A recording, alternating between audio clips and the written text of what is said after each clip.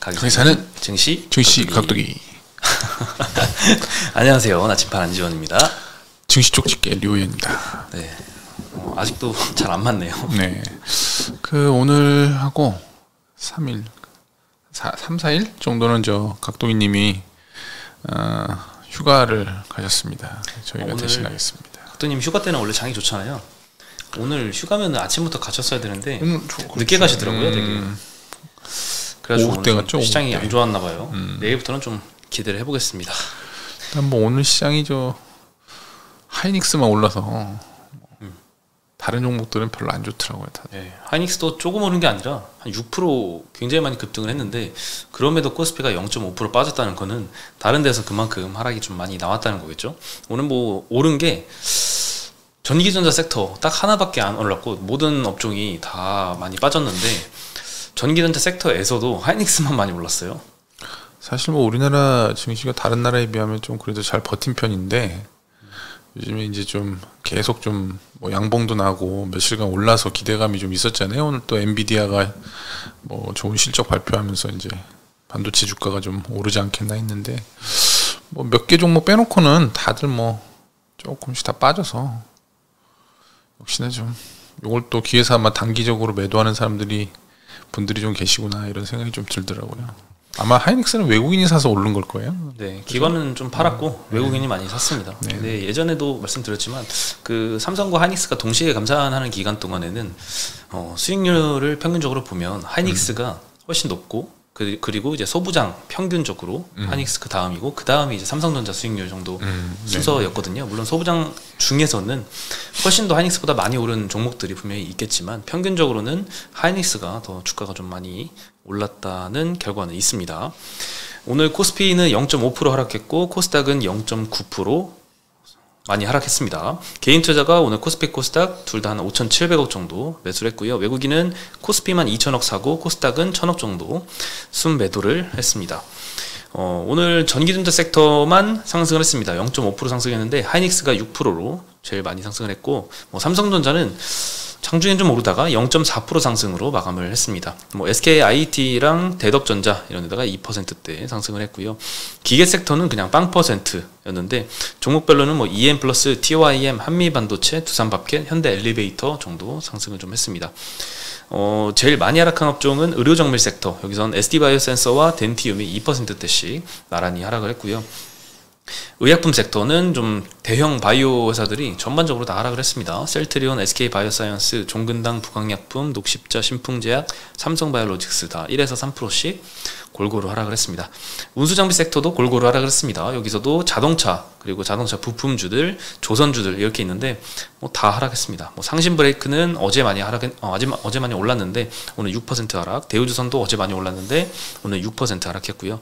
뭐 현대미포, 명신산업, 뭐 화신, SL, 기아, 현대차 다 2% 이상씩 하락을 했습니다. 아무래도 이제 그 부채 협상이 지지부진하다 보니까 그 부담감이 점점 좀 시장을 억누르는 그런 측면이 좀 있는 것 같아요. 이제 빨리 이게 뭐 해결이 좀 됐으면 좋겠는데 이게 뭐 정치 협상이라는 게 또 마음같이 안 되는 거라 서로 벼랑 끝 전술 지금 하는 것 같거든요. 공화당이나 민주당이나 서로 네가 양보해라 지금 이러고 있으니까 이거 좀 어떻게 될지 모르겠네요. 근데 뭐 그거 뭐 예측 시나리오는 복잡하지만 그냥 투자자로서는 그냥 간단하게 저는 뭐 그냥 무난히 지나갈 것이다가 베이스 시나리오고 만약에 그게 잘 안 돼서 시장이 충격이 오면 그때는 매수 기회다 그냥 이렇게 생각을 하고 있습니다. 그렇죠. 뭐 많이 빠지면 뭐 부채 협상 되기 전에 많이 빠지면 뭐 매수 기회로 활용해도 뭐 괜찮을 것 같긴 한데 그냥 빨리 됐어. 빨리 됐어. 빠지지도 않고 이게 지금 지수도 안 빠지고 계속 그냥 뭐 이렇게 순환매로 도니까 좀 그래요. 좀 빨리 협상을 해가지고 빨리 마무리 좀 하지. 하여튼 미국 하여튼 옐런 장관이 자꾸 6월 1일로 날짜를 자꾸 얘기를 하다 보니까 그때 기점으로 긴장감이 생기고 있는데 한국 시장은 또 다음 주 월요일날 휴장이잖아요. 그리고 이제 6월 1일이 얼마 안 남아가지고 이제 더 긴장이 맞아요. 그래서 지금 오늘 많이 빠진 거야. 그래서 오늘 종목들은 좀 많이 빠졌거든요. 네, 많이 빠진 것도 있죠. 그리고 오늘 요즘에 이 금통위에 대한 관심이 좀 많이 줄은 것 같은데 오늘 금통위 날이었습니다. 몰랐네. 금통위인지 모르는 사람들도 관심이 없어요 요즘 금통위에. 네. 미국도 그 저기 다음 6월달에 별로 관심 없지 않나요? 그렇죠. 뭐 동결할 거라고 다들 뭐 예상하고 있어가지고. 네, 오늘 한국은행도 기준금리 3.5% 만장일치로 동결 결정을 했습니다. 물가가 목표 수준까지 하락하긴 상당 기간 소요가 될 것으로 예상이 된다. 그래서 긴축을 좀 유지할 것이다 이런 입장이고요. 올해 경제 성장률 전망치는 1.6에서 1.4로 하향을 했습니다. 다른 것들은 뭐 그나마 양호했는데 IT 경기 우려가 좀 많이 반영이 된 것 같습니다. 그래도 한국은행 총재 인터뷰를 보니까 선진국 평균이 1.3% 정도 예상이 되는데 이것보다는 그래도 양호한 편이다. 1.4로 하향했다고 너무 걱정할 건 없다. 이런 언급이 좀 있었고요. 이후에 모두 발언 기자회견에서 모두 발언에서 있었던 이야기는요. 6월에서 7월 물가가 좀 상당히 낮아질 걸로 본다고 합니다. 그리고 그 이후에는 소폭 반등할 걸로 예상이 되고 연간으로 봤을 때는 3.5% 기존에 예상하던 수준과 부합할 것이다 라고 전망을 하고 있습니다. 그리고 몇 가지 질문이 나왔는데 중요한 것만 좀 언급을 해드리면 최종금리 수준에 대한 질문이 있었는데요. 금통위원 6명 모두가 최종금리는 지금이 3.5인데 3.75까지 올라갈 가능성을 열어둬야 된다는 입장을 표명을 했다고 합니다. 소비자 물가는 좀 둔화 중이지만 근원 물가 둔화 속도가 좀 느리기 때문이라고 언급을 했고요. 그리고 이 최종금리 3.75 뭐 말만 그러는 거 아니야? 이런 의문이 좀 많잖아요. 뭐 기대 인플레를 조금 낮추기 위해서 그냥 말만 그렇게 하는 거다. 설마 3.75 진짜로 올리려는 건 아니다. 라는 의심이 굉장히 많은데 이거에 대해서도 한마디 하셨습니다. 이 최종금리 3.75로 보는 건 정말 심각하게 그렇게 올릴 가능성이 있다고 믿기 때문에 그렇게 보는 거지 뭐 다른 시장 심리 조절을 위한 의도라고 보지는 말아달라라는 언급이 있었고요. 이런 언급 때문에 오늘 이 기자회견 도중부터 시작부터 해서 그 끝날 때까지 계속 국채금리가 상승을 했거든요. 조금 긴축적인 이런 발언들이 좀 오늘 많이 나왔던 것 같습니다. 그리고 미국과의 금리 격차, 이것도 시장에서 우려를 좀 하고 있는 상황인데 현재 1.75%포인트 차이가 나고요. 이거는 역사적 한미 금리 격차 중에 제일 크게 벌어진 때인데요. 이 한미 금리 격차를 시장이 우려하는 거에 대해서 너무 이거 1.75라고 우려할 건 없다. 이거 격차가 확대된다고 무조건 환율이 절하되는 건 아니다. 금리 격차에만 집착하지 말아달라. 뭐 환율 결정하는 요인은 굉장히 다양하고 미국 물가가 더 높다면 뭐 달러 절하 요인일 수도 있다. 이런 언급을 좀 했습니다. 뭐 앞서서 이 금통위원 6명 모두가 최종금리 3.75를 굉장히 진지하게 생각한다는 점, 그리고 이 한미 금리 격차가 더 벌어지는 거에 대해서 그렇게 우려하지는 않는다는 점, 이 두 가지가 조금 생각보다 좀 긴축이 확대될 수도 있지 않을까, 이런 우려감을 조금 높인 요인이 아니었나 이런 생각이 좀 듭니다. 실제로 뭐 올릴 수 있는 가능성은 별로 없어 보이는데 말은 그렇게 하는 거죠. 뭐 어차피 뭐 다들 뭐 그렇게 얘기하면서죠. 매파인 척하는 거지 뭐. 실제로 뭐 올릴 수 있겠어요 지금? 모두가 지금 이렇게 생각하고 있죠. 네, 못 올릴 것 같은데. 네. 뭐 벌써 올렸어요. 아니, 올릴 거였으면 벌써 올리던지. 뭐 3번이나 동결했는데 그 다음에 물가가 갑자기 여기서 올라갈 뭐 크게 튈 가능성도 별로 없을 텐데 가능성 없는 얘기를 지금 하는 게 아닌가. 시장에서 뭐. 그래도 이때까지 3.5까지 많이 올렸고 또 고금리가 이렇게 유지가 지금 되고 있는 기간 동안에 실제 경제에 미치는 효과는 조금 시간이 걸리기 때문에 그걸 좀 보고 결정을 하자. 이런 만약에 뭐 미국이 한 2번이나 1번 더 올리면 모르겠어요. 금리차 때문에 고민을 좀 해볼 수 있을 것 같긴 한데 사실 지금 환율이 낮은 수준은 아니잖아요. 1300 뭐 오늘도 20원 이상 갔던데 그래서 그 부담은 좀 있을 것 같긴 하거든요. 그래서 미국이 또 만약에 올리면은 조금 부담은 될 것 같습니다. 그리고 국내 은행 위기 관련된 이야기도 좀 하셨는데요. 미국 SVB 같은 사태는 국내에서는 없을 거다. 그럼에도 유동성 위기 상황을 대비해서 여러 제도 개선을 좀 고민 중이라고 하고요. 연체율은 실제로 좀 올라가고 있고 내년 상반기까지도 상승할 것으로 예상이 되지만 과거 위기 때 대비해서는 연체율은 굉장히 낮은 수준일 것이다 라고 언급을 했습니다. 네, 오늘 그래서 국고채 금리가 좀 상승해서 마감을 했습니다. 한국 10년물은 3. 거의 6% 다다라서 전일 대비해서 한 9bp 정도 상승을 했고요. 한국 3년물은 3.5% 거의 다다라서 11bp 가까이 굉장히 많이 상승해서 끝났습니다. 그리고 오늘 반도체 특히 하이닉스 주가가 많이 급등한 이유 중에 시간외에서 엔비디아가 24%나 급등을 했죠. AMD 8%, TSMC 7%, 마이크론 4%, 반도체 주가 다 미국 시장에서 좋아서 오늘 뭐 하이닉스도 영향도 있었는데요. 일단 엔비디아가 2분기 매출 가이던스를 예상치보다 55% 상회해서 발언을 해서 사상 최고치. 엔비디아가 지금 오늘 장 열리면 아마 난리가 날 것 같습니다. 젠슨왕 CEO가 데이터 센터 칩의 수요 급증에 대비해서 공급을 크게 늘리고 있다라고 발언을 했고, 뭐 당연히 메모리 반도체도 따라가겠죠. 그래서 하이닉스가 좀 주력하고 있던 뭐 그런 반도체 수요도 좀 늘 걸로 예상이 됩니다.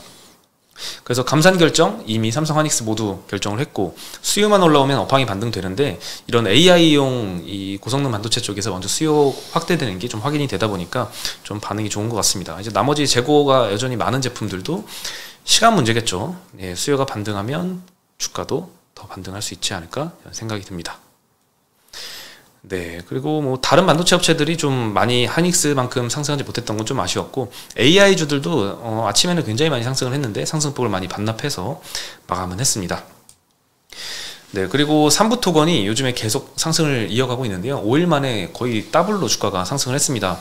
뭐 재건 사업 관련해서 뭐 테마성으로 오르는 게 아닌가 싶은데 실제 내용은 굉장히 진지하더라고요. 어제 삼부토건이 우크라이나 이 요충지이자 전쟁 피해 지역인 마리우폴시, 그리고 폴란드 건설사 F1 패밀리라는 건설사인데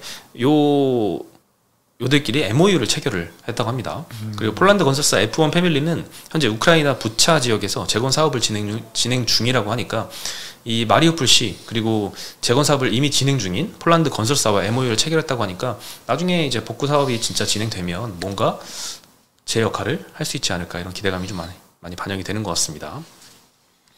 그리고 하나증권에서 건설사 관련된 리포트가 나왔는데요. 건설사 주가가 무릎까지 많이 빠졌는데 발목이 보인다라는 좀 암울한 전망을 했습니다. 여전히 국내 주택사업은 좋지 않게 보기 때문인데요. 하반기에 한 번 더 출렁일 수 있다라는 전망을 내놓고 있습니다.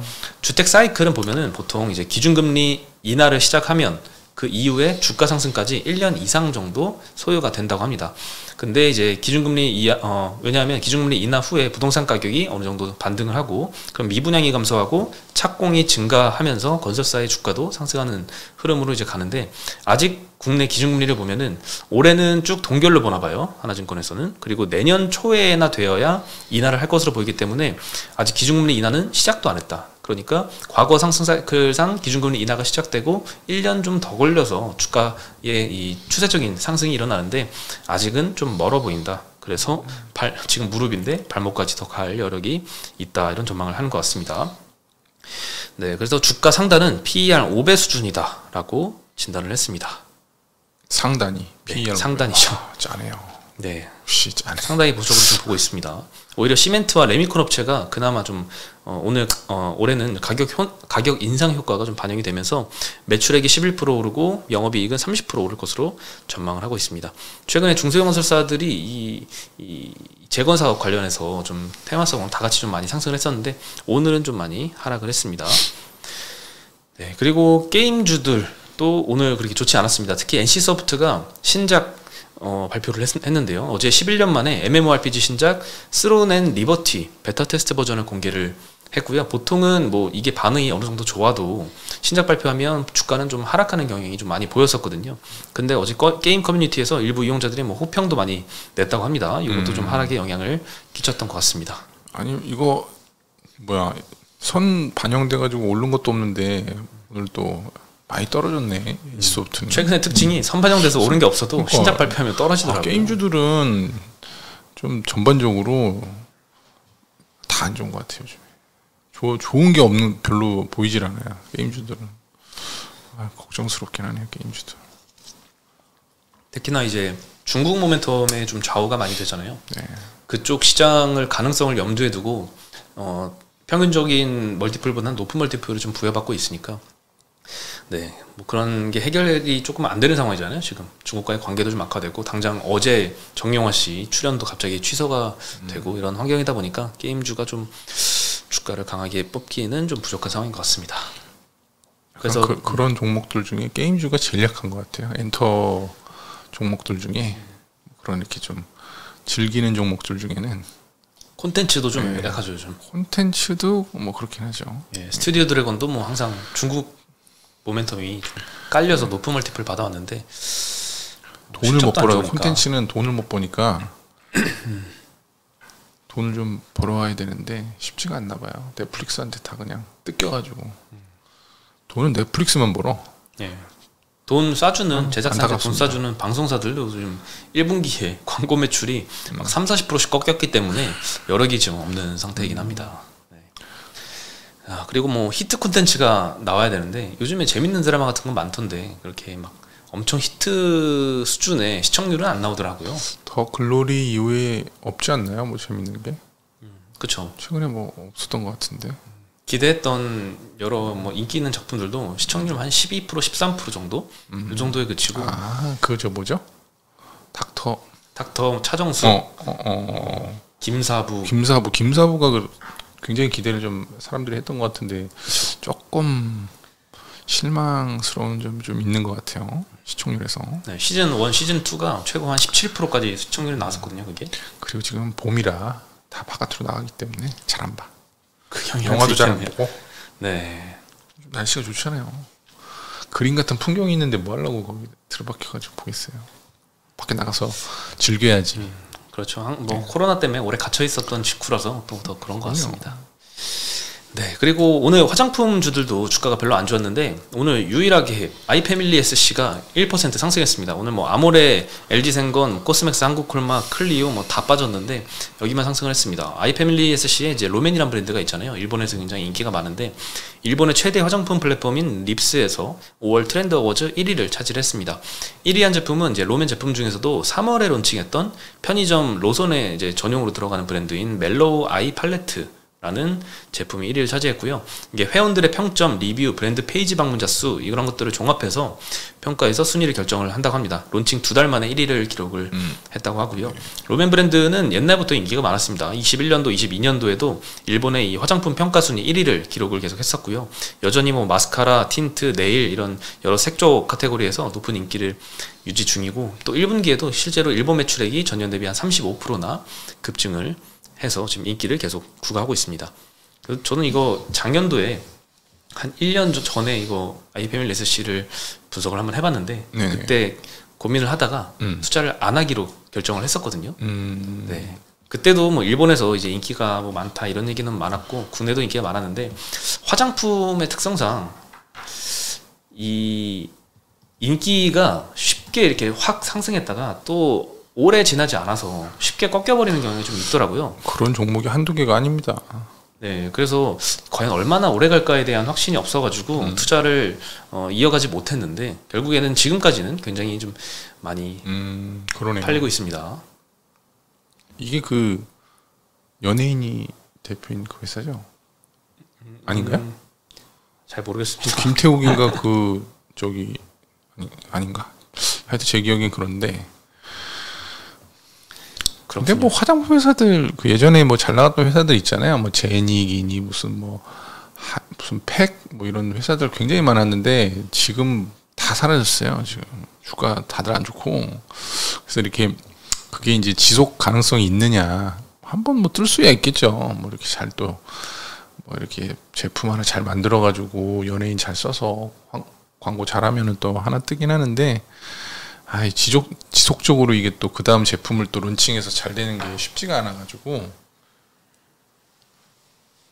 안심하면서 투자하기는 조금 쉽지는 않아서 예. 제가 또 작년에 그 모멘텀 플레이 해야 돼서 로맨에 대해서 와이프한테 물어봤었어요. 뭐라고 제품 써봤냐? 그런 건 물어봐야 돼요.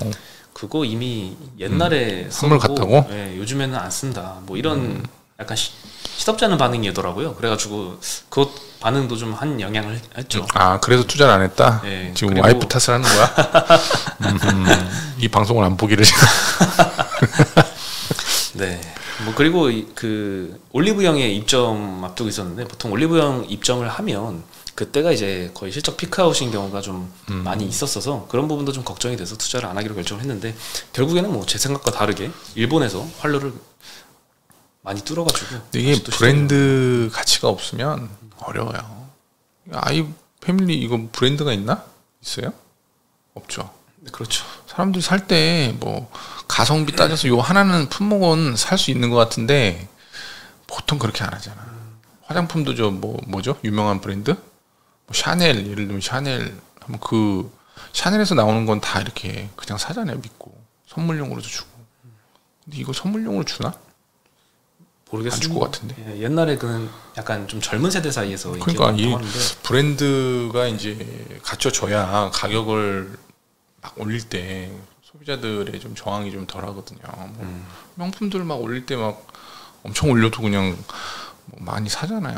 근데 일본에서 평판 1위를 최근까지도 유지하고 있다는 건 대단한 것 같습니다. 일본 시장이 작은 시장이 아니잖아요. 그렇죠. 네, 미국 화장품 시장이 뭐 제일 크고 한 800억 불 정도, 그리고 중국이 한 500억 불 되고, 일본도 중국이 한 70%까지 되는 시장이거든요. 그러니까 이렇게 굉장히 큰 시장에서 새로운 판로를 뚫었기 때문에 주가는 굉장히 많이 상승을 이미 했습니다. 이 회사가 잘 돼서 정말 뭐 아모레 퍼시픽처럼 된다고 하면 뭐 정말 뭐 엄청 오를 수 있죠. 근데 그러기가 뭐 쉽지는 않으니까 너무 큰 기대는 또 하기가 좀 어렵다고 봐야죠. 뭐.